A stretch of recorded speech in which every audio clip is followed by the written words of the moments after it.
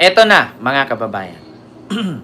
Kung naalala ninyo, mga kababayan, hinamon ni Congressman ng 6th District ng Maynila na ama ni Princess Abante na spokesperson ng House of Representatives, si Pulong Duterte, na hinamon ni Congressman Abante ng 6th District ng Maynila na, Baste, bakit hindi mo subukang tanungin ang kapatid mo kung magkano ang pondo niya? Nung panahon ng tatay ninyo, bilang congressman siya, magkano ang pondo niya sa flood control? Ilang bilyon? Saan napunta? At anong ginawa? So ang sagot ni Pulong Duterte, mga kababayan, dito sa Davao, walang bumigay na flood control. Dito sa Davao, walang bumagsak na flood control. Kung bumaha man, huhu pa rin. Pero nakakapagtaka, 51 billion, binaha pa rin. Napaka-imposible. Kahit nga 100 million, 200 million, tapos na yan eh. 51 billion po yun. Tandaan ninyo, mga kababayan, ang 1 billion sa isang taon, magkano per day? 2.7 million a day. I-total mo, 365. I-divide mo sa 1 billion. Equals 2.7 million a day. Ang 1 billion sa isang taon. So take note, mga kababayan, ang 51 billion sa loob ng 3 years, magkano sa isang buwan? 365 times 3, i-divide mo ang 51 billion. So, magkano per day? Or magkano per month? Tapos sabi, walang flood control na bumagsak, walang flood control na bumigay. Kung babaha man, huhu pa rin. So, paano mangyari? Babaha pa rin, 51 billion ang budget. So, ngayon, mga kababayan, yung pinagyabang ni Pulong noon na wala daw flood control project na bumagsak sa Davao City. Walang flood control na nabiyak. Walang flood control na bumigay. Totoo ka ba? Paano kung meron akong maipakita ngayon na merong flood control sa Matina, Davao City, bumigay? Anong masasabi ni Pulong nito? Ito po, mga kababayan. Ang sabi niya, yun ang sabi niya, wala sa Davao. Tignan nyo, ano pong nangyari sa flood control na yan? Basahin ko lang. One of the flood control project at Matina, Grabahan in Davao City, substandard construction, 2021 Duterte time. Tahimik lang si Mark Villar at Pulong sa 51 billion flood control project. Ito po, mga kababayan. Matina, Grabahan, Davao City. So ano pong nangyari sa flood control na yan? Mga kababayan. Dugay na ya? Dugay na? Kaning... Dugay na, sir? Ibig sabihin ng dugay, matagal na? Matagal na niya? Mga ilang buwan na yan? Kung pagkusog sa tubig? Buwan na ka. Tuig na niapit? Tuig. Kabungka ka ni? Tuig na? Ibig sabihin ng tuig, malapit na daw. Tuig na ni hapit. So, ibig sabihin, taon na to, malapit na ang taon. Nung lumakas ang tubig, nabungkag. Ibig sabihin, sumabog. Nawasak. Bakit nga ba? Kasi substandard ang gamit. Yeah? Kita nyo, mga kababayan? Ibig sabihin, tuig na ni sir. Ibig sabihin, taon na.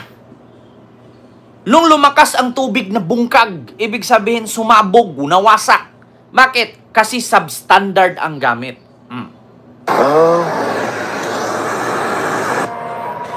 Ayan po. Mga kababayan. Kita nyo po. Meron pa mga yung nilalagay sa drainage. Akala ko ba, kita mo na wasak? Wasak. Kita mo, ilang kabilya lang yung nilagay. Siguro 4-5 kabilya lang. Kaya pag dinaanan yan, talagang bibigay yan. Bakit? Yung tinatawag nilang loop, may ano yan eh. Kulang. Kita ninyo? O mga DDS, ano po ang masasabi? O, kita nyo simento? O, kita nyo simento ha? Ang simento nasa ibabaw, yung ilalim lupa. Asaan po yung mga bakal niyan? Yan yung sabi na wala sa Davao flood control na bumagsak or nawasak. Kung babaha man, uhupa rin. So bakit babaha pa rin kung 51 billion nga ang budget? Kita ninyo, mga kababayan? O, kung balikan man natin doon, yung hamon. Yan, ito. Abante. Kita nyo ha, at pulong. Ito, kikita naman yan eh. Ang suggestion ko kay Mayor Baste, tanungin niya yung kanyang kapatid na congressman. Magkano ba ang pondong nakuha ni Congressman Pulong nung congressman siya nung panahon ng kanyang father? Magkano po yung nakuha? I-reveal niya kung magkano, kung saan ginamit. Kung saan ginamit ang pondong yan. Kung paano ginamit yan. Kung ilang bilyon ang napunta sa flood control project. At kung bakit malaki pa ang baha at Davao. Kinakailangan tanungin niya yung kanyang kapatid yan. Ayon kay Congressman Duterte, kung gustong malaman ni Congressman Abante kung magkano ang inilaang pondo sa flood control projects sa Davao City, inuutusan ito ang Department of Public Works and Highways o DPWH District and Regional Offices na magbigay sa mambabatas ng opisyal na datos at halaga. Giit pa nito, walang nagbabagsakang flood control project sa Davao City at walang nagbabagsakang flood control project dito. Wala ding mga ghost project dito. Kung may baha man dito, humupa din agad. Hindi kagaya ng mga swimming pool nyo dyan sa lugar ninyo sa Maynila. E paano yan ngayon, Pulong? Inakita na nga ng taong bayan. Maskin GMA Regional News TV, pinitured na din yan. Bumagsak na bulwak, nabugwal. Ano yung nawasak ba? Nawasak. Nabungkag. Ibig sabihin, nawasak, nabungkag, nasira. So paano yan? Parang sinampal. Kakasabi mo lang nung nakaraang araw, tapos sinampal ka ng katotohanan after ilang araw. Parang katulad yan sa sabi ni Sarah, nasa taas ka noon, tapos after 85 days, nasa baba ka na ngayon. Di ko sure kung karma na yun. Alam nyo, lahat ng sinasabi lang, nagbabalikan sa kanila, no? Sabi ni Sarah, doon kay Torre, dati nasa taas siya. After 85 days, nasa baba siya ngayon. Di ko alam kung karma ba ang tawag doon, kasi Diyos lang naman ang magsasabi kung kailan ang karma mo. Katulad din sa sinabi ni Pulong. Wala namang nagbabagsakan ng mga flood control project dito. Wala ding mga ghost project dito. Kung may baha man dito, humupa din agad. Hindi kagaya ng mga swimming pool dyan sa lugar ninyo sa Maynila. So, how comes na magkaroon pa ng baha kung 51 billion nga ang budget dyan? Diba? wala ding ghost projects. Kung may bahaman, humuhupa rin anya agad. Hindi kagaya ng mga swimming pool sa lugar ng Manila Congressman. Ako, ang suggestion ko kay Mayor Baste,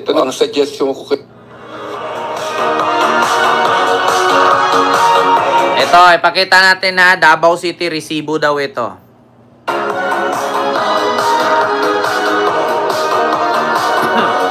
Project daw yan. Yan ang mga resibo nila. 2020 to 2022. Pero bakit? Ito na ba yung 51 billion?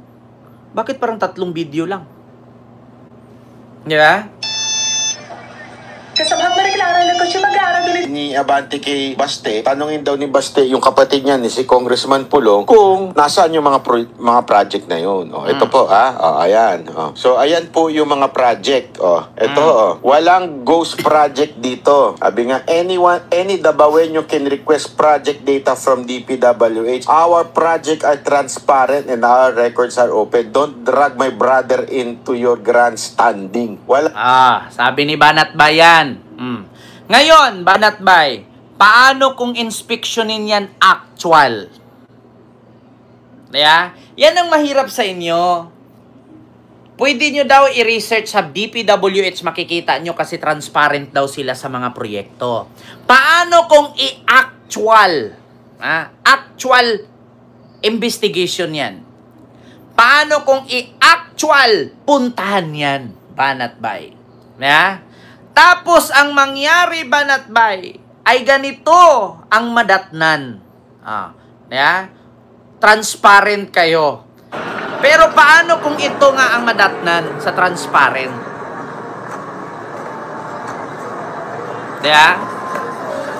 Umaasa kayo sa website. Puntahan ninyo yung actual. Dugay na? Kaning... Dugay na, sir? Dugay. Kung pagkusog sa tubig? Wala ka. Tuig na niya, apit. Kabungka ka ni? Tuig na? Apit na mo tuig. Diba? Actual kumpleto. Walang binulsa. I-check nyo ang website ng DPWH. Transparent sila. Paano kung i-actual survey yan? Paano kung pupuntahan yan ni Dizon at tignan niya ito? Tapos malaman niya na ang ilalim pala ay substandard. Yung mga bato na sa ibabaw, yung ilalim, wala man lang kalupa-lupa. Tignan ninyo, tignan yung siwang yung siwang, tignan ninyo. I-inspection yan ni Dizon. Diba? Ito, I'm sure, aabot kay Dizon to. Maniwala kayo sa akin. Kita nyo, ilang bakal lang yan, ang lalayo na mga bakal, ang lalaki ng tipak. Kita ninyo yung siwang, ang pau. Diba?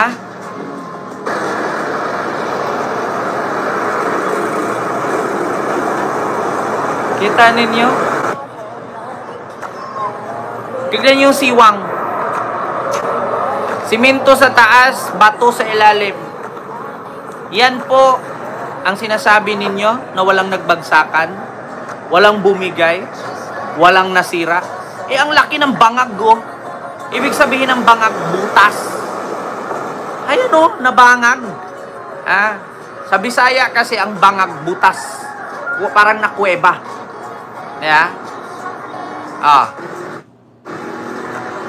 Kita ninyo? Durog pa yung loob, ang pau. Ngayon, sasabihin, pasado sa COA yan.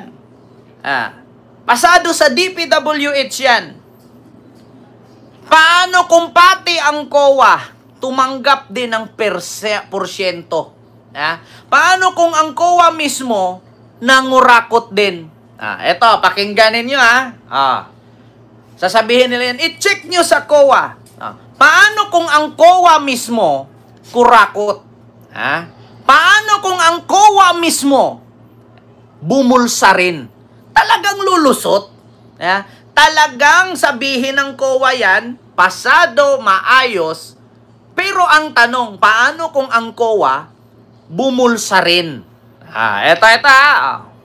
Pakinggan ninyo. Ang COA Commissioner ay nakakuha di umano ng humigit kumulang na 200 million pesos worth ng flood control projects.